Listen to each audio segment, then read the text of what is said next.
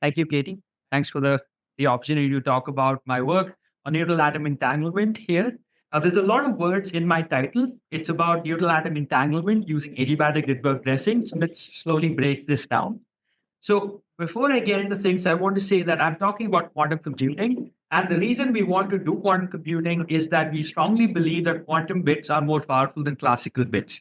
So a deterministic classical bit can take only two values, 0 or 1.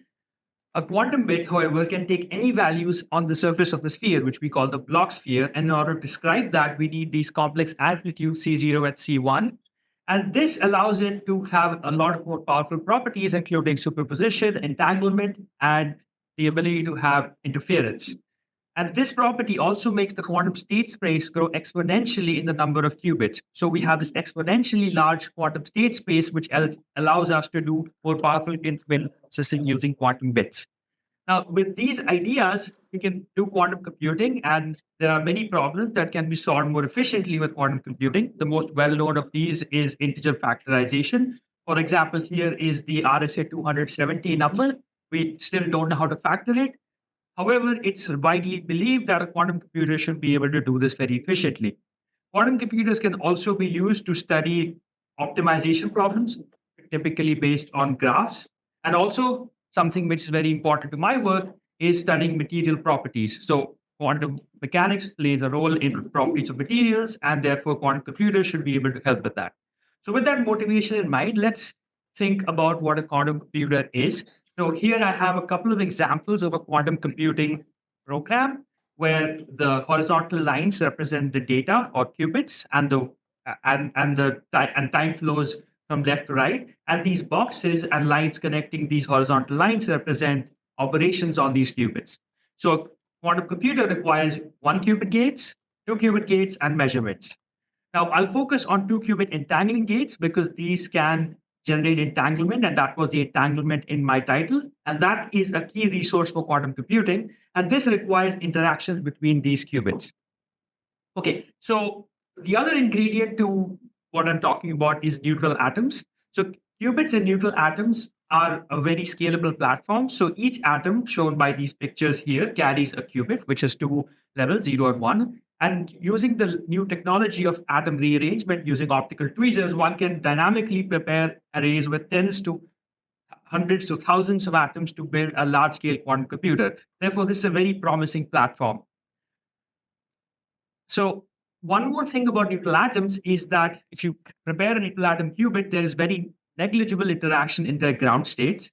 However, if you recall, to generate entanglement, we need interactions. And for that, we excite the atoms to Rydberg states, which makes the electron very far from the nucleus, puffing up the atom. And this has very strong interactions. And therefore, we are able to generate entanglement with this resource.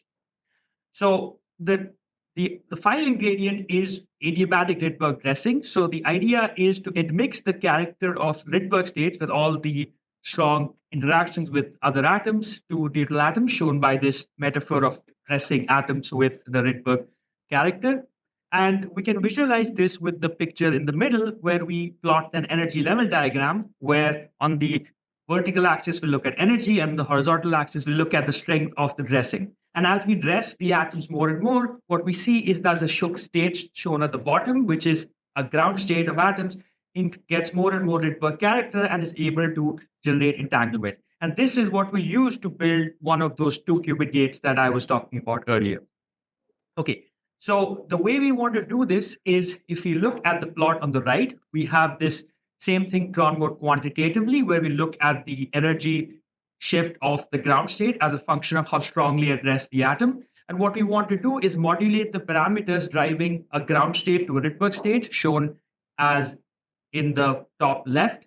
And we're able to introduce Rydberg character to the atoms and bring it back. And while we do this, we're able to generate an entangling gate. And in particular, this thing is what we call adiabatic Rydberg dressing. And we put that, two of these, into this pulse sequence shown in the bottom or in a circuit diagram. And we call this the Milner-Sorensen gate. This is one of those building blocks, the circuit that we want to implement, right? So this is our neutral atom entangling gate. And why do we want to do that? Well, this gate is robust to static experimental uncertainties. So here are a couple of plots where we look at the effect on how well we implement this gate on a log scale as a function of perturbations to the gate. So the x-axis and the y-axis represent two different parameters in the experimental uncertainty. And what we see is that the traditional gate, the control Z gate on the left-hand side, is a lot more sensitive to imperfections and homogeneities. However, the Mulmer-Sorensen gate that we are proposing and has been implemented actually is a lot less sensitive. However, if you notice that this number is still not ideal, and that is because there are still some things which are not perfect in this gate.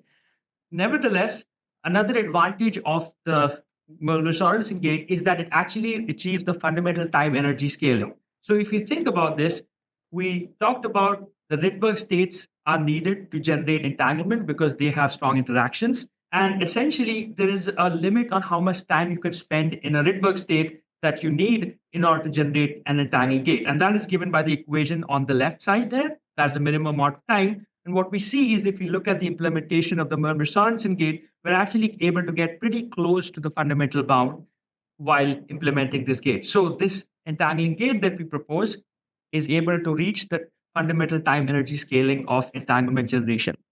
Okay, so I just want to summarize by saying that the Mulmer-Sorensen gate that we propose for neutral atoms is robust to static experimental uncertainties. It also achieves the fundamental time energy scaling of entanglement generation. And I want to thank all of these organizations for sponsoring and hosting this work. Thank you.